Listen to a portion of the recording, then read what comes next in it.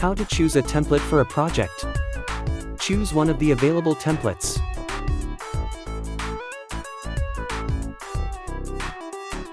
How to see how the template fits a project. Use the Preview option to see how the template applies to the project before finishing it.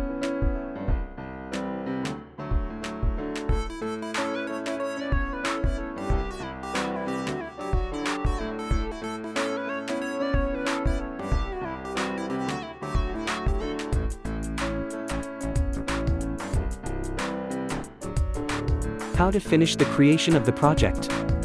After selecting the desired template, click Save and Continue to proceed to publishing settings.